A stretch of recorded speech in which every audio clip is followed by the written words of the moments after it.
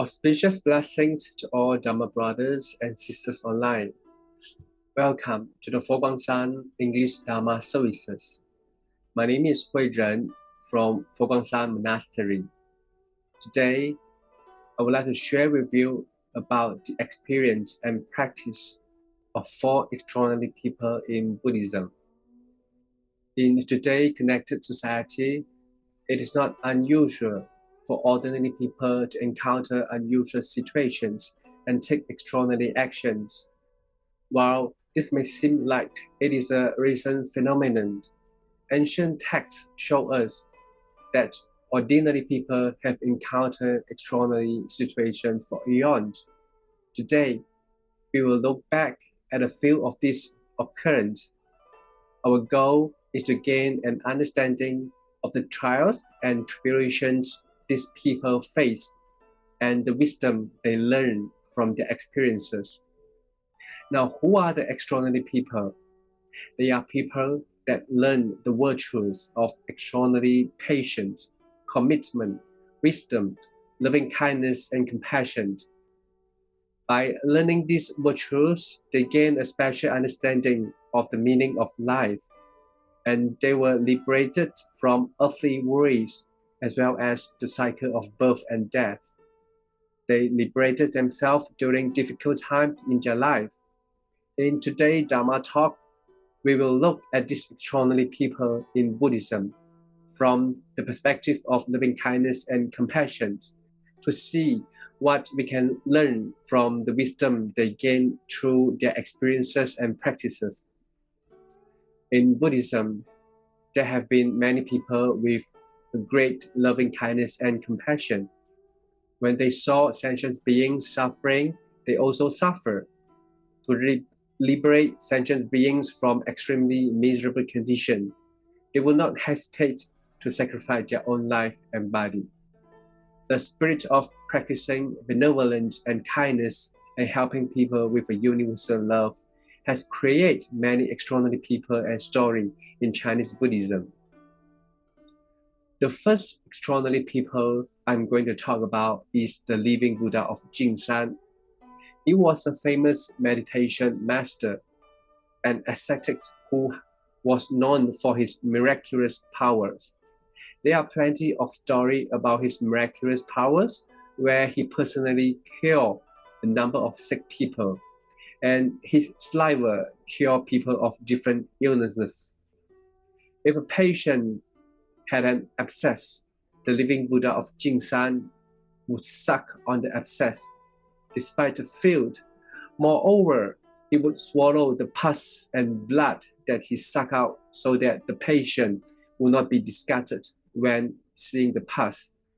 This ability to do difficult and rare action is the spirit of loving kindness and compassion that touched everyone. Most of us know what compassion is, and most of us practice compassion, but not many possess an in-depth understanding or the actual meaning of compassion lies behind it. One might then ask, what is the real meaning of compassion? Some say compassion is love, but many impure forms of love cause nothing but pain and suffering. Compassion is purified love. It is a kind of service offered out of selflessness and wisdom. It is a form of contribution made without expecting anything in return. It is sacrifice made out of resolve, and it is a combination of love, wisdom, resolve, and generosity. Now, let's move on to the second extraordinary people, the Japanese Master Kuya. One night, while Master Kuya was meditating, a vicious bandit broke into the master room. He was holding a shiny steel knife, threatening to take Master Kuya's money. Master Kuya emptied his boxes and drawers and gave all his belongings to the bandit, with his eyes full of tears. Upon seeing the monk bursting into tears, the bandit talked to him with contempt. What a useless master! You monastics should have already forgone everything in the world.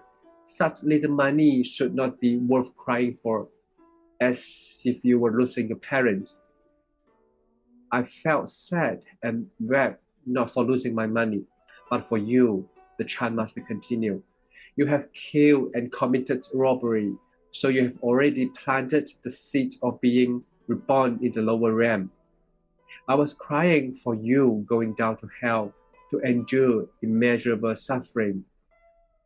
As sutras say, bodhisattvas feel fear causes, sentient beings fear effects. Ordinarily, ignorant sentient beings seek only momentary enjoyment, even if the enjoyment is gained from misconduct, and do not care about the suffering from the effect of their bad actions. It is similar to licking honey from a sword. Although the honey is tasted, the tongue is also cut. With boundless wisdom, bodhisattvas see and clearly understand that pleasure through the five desires and six sense objects is the root of extreme suffering in the future. Therefore, with endless compassion, bodhisattvas use skillful means to teach sentient beings to abandon momentary, illusory pleasure and to pursue the ultimate bliss of nirvana. Satta Pradudita, who known as the ever-willing Bodhisattva, often cried for sentient beings, because when he saw sentient beings in the unwholesome world suffering from poverty, aging, sickness, worry, and agony, he identified with their suffering. Master Kuya tears reveal the concern that all bodhisattvas have for sentient beings. The sorrow that all bodhisattvas have for sentient beings are in Master Kuya tears. Well, that is Master Kuya, a bodhisattva with loving kindness and compassion for all sentient beings. The third extraordinary people is Chan Master Sheng Qun of the Jing dynasty, was indifferent to fame and wealth throughout his life. He lived in seclusion in Mount Hall. His house was simple and crude. His diet was vegetarian and light. He felt comfortable in poverty and practiced the way. Mount Hall is an isolated island in an ocean. There was a stone basin on the top of the island, about 6 to 7 meters deep. A clear spring gurgled and flowed out the basin. The basin was smell great and taste sweet. It was just like drinking sweet dew and nectar. Chan Master Sheng Qun drank the spring water every day to soothe his hunger, instead of eating grain. Separating his hay hut and the stone basin, there was a clear stream. The Chan Master then built a wooden bridge over the stream, so he could reach the basin every day and soothe his hunger. One day, as the Chan Master was walking across the bridge with his water bag, he saw a duck with broken wings resting on the tiny bridge. The duck saw the master coming and extended its neck to show resistance. The Chan Master was considering staving off the duck with his walking stick, but he also worried that he might hurt the duck. Instead of hurting the duck, he returned home with his empty water bag and empty stomach. The next day, the Chan Master went to get water and the duck was still standing on the bridge, while his neck extended. The Chan Master could not do anything but hold his hunger and return home. The next morning, the Chan Master went to get water. The duck still had not left the bridge. The duck remained on the bridge for several more days. Because the master was afraid of scaring the duck, he had not had any water for many days and finally died of dehydration. So this is the extraordinary Chan Master Sheng Qun, the spirit of sacrifice that Chan Master had to devote himself only for the sake of liberating the duck from suffering, and not to pursuing peace and happiness for himself, exemplified the Buddha kind and compassion mind. Now we are coming to the last extraordinary people. Master Fa Jing of the Wei and Jing dynasty was highly respected by government officials and civilians because of his wisdom and compassion. Once, an area was suffering from famine. Corpses from starvation were all over. It was a miserable situation. Master Fa Jing therefore fasted, cleaned his body, and carried knife and sword to the stone cave in the mountain, where starving people were gathered.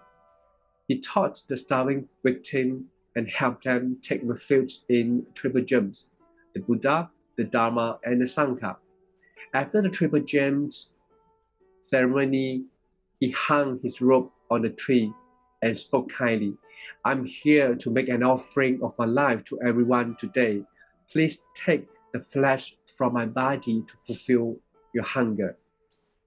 When everyone saw the master, whom they highly respected, willingly sacrificing himself to save their life, they were hesitant to do it.